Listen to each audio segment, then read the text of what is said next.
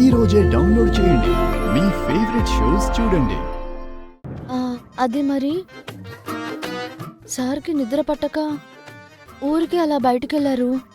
నేను కూడా ఏమీ తోచక అలా వెళ్ళాను.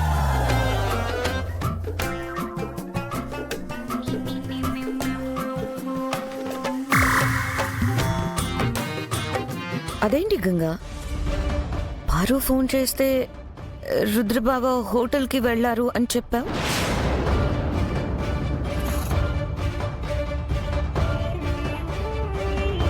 అందుకే కదా నువ్వు కంగారుగా వెళ్ళావు. మరి ఇప్పుడెందుకు అబద్ధం చెప్తున్నావు?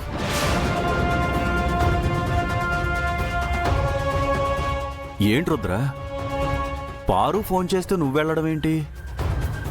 That hotel.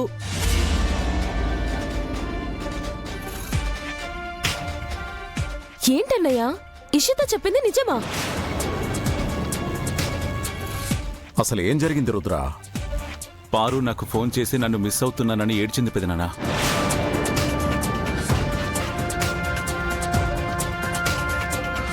తన పక్కనున్న ఫ్రెండ్ ఫోన్ తీసుకొని తను సూసైడ్ చేసుకోబోతుంటే కన్సోల్ చేసి తనని రూమ్కి తీసుకొచ్చానని చెప్పింది.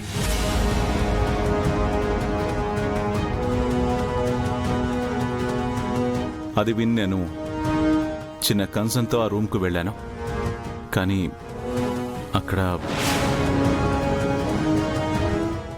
అక్కడ ఏం జరిగింది బావా?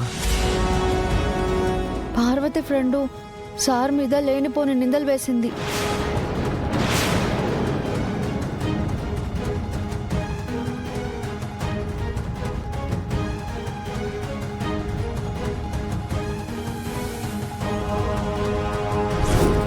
పారు, ఏం మాట్లాడుతున్నావు? Are you mad? Hello Paru, hello Paru, hello Paru.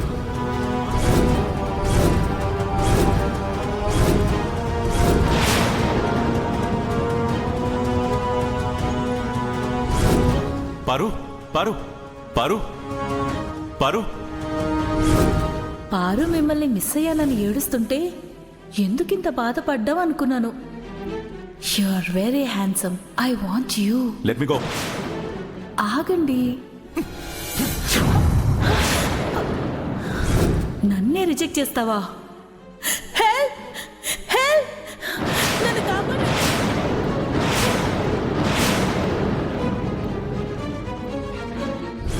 Hey, కాపాడండి. what are you doing? ఎవరైనా కాపాడండి. What is this? Hey! నన్ను కాపాడండి. Help me sir. తను నన్ను బలాత్కారం చేయబోయాడు సార్. Help me sir. ముందు మీరు స్టేషన్కి పదండి. ఆగండి సార్.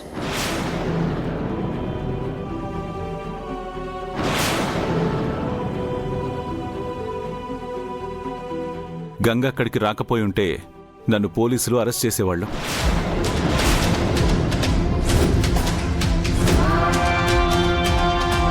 గంగ నిజం బయట పెట్టడంతో పోలీసులు లీసాకి వార్నింగ్ ఇచ్చి వదిలేశారు.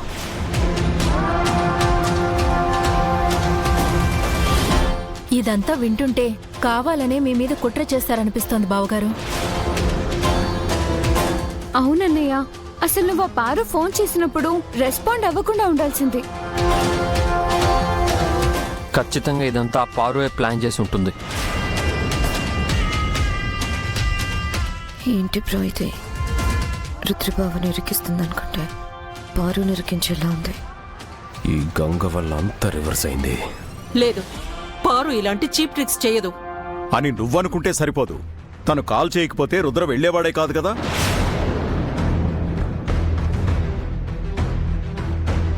పైగా అన్నయ్య వెళ్లే టైంకి పారు అక్కడ లేకుండా వెళ్ళిపోయిందంటే ప్లాన్డ్గా చేశారని అర్థం అవట్లేదా? అసలు పారు ఎందుకు కాల్ చేసిందో ఇప్పుడే తేల్చేస్తాను.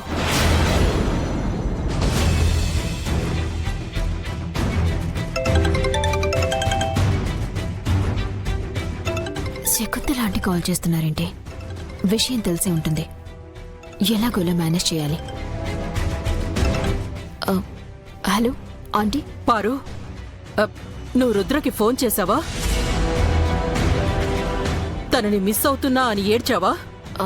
అవునండి, చేశాను.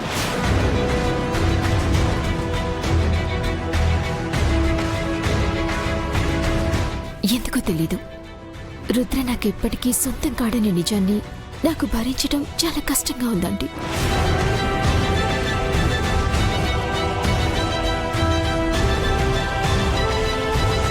ఎమోషన్ని కంట్రోల్ చేసుకోలేక రుద్రకి కాల్ చేశాను.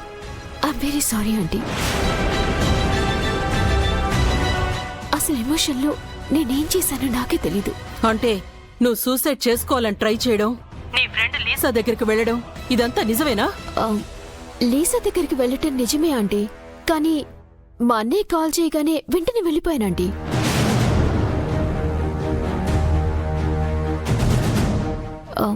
ఎందుకంటే అలా అడిగారు? నీ ఫ్రెండ్ లీసా ఏం చేసిందో నీకు తెలీదా? ఏం చేసిందంటే నిజంగా నాకు తెలీదు.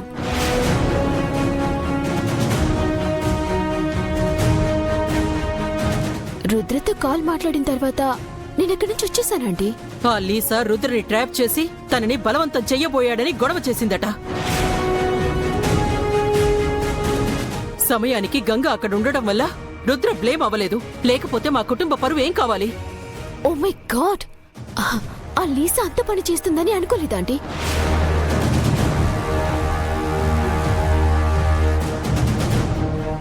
నేను తనని వదిలిపెట్టను.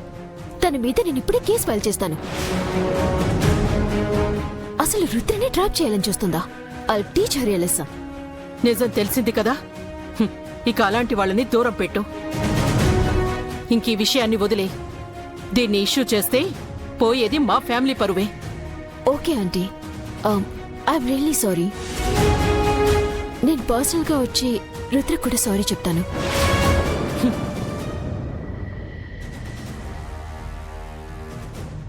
మై గాడ్, ఈ కాలంలో ఫ్రెండ్స్ ని కూడా నమ్మకూడదు.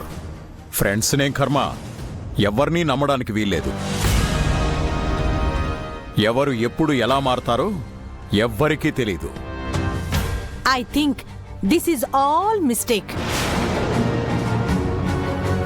First time first night cancel, second time first night also cancel. మంచి ముహూర్తం చూడకుండా ఎప్పుడు పడితే అప్పుడు కార్యం జరిపించాలని చూస్తే ఇలానే అవుతుంది.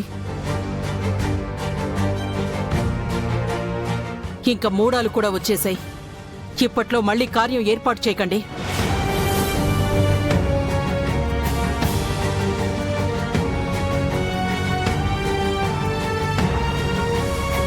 జరగాల్సిన టైంకి జరుగుతాయి.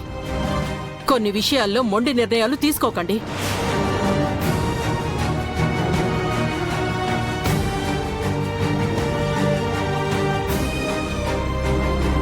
రుద్ర, మీరు వెళ్ళి రెస్ట్ తీసుకోండి, వెళ్ళండి.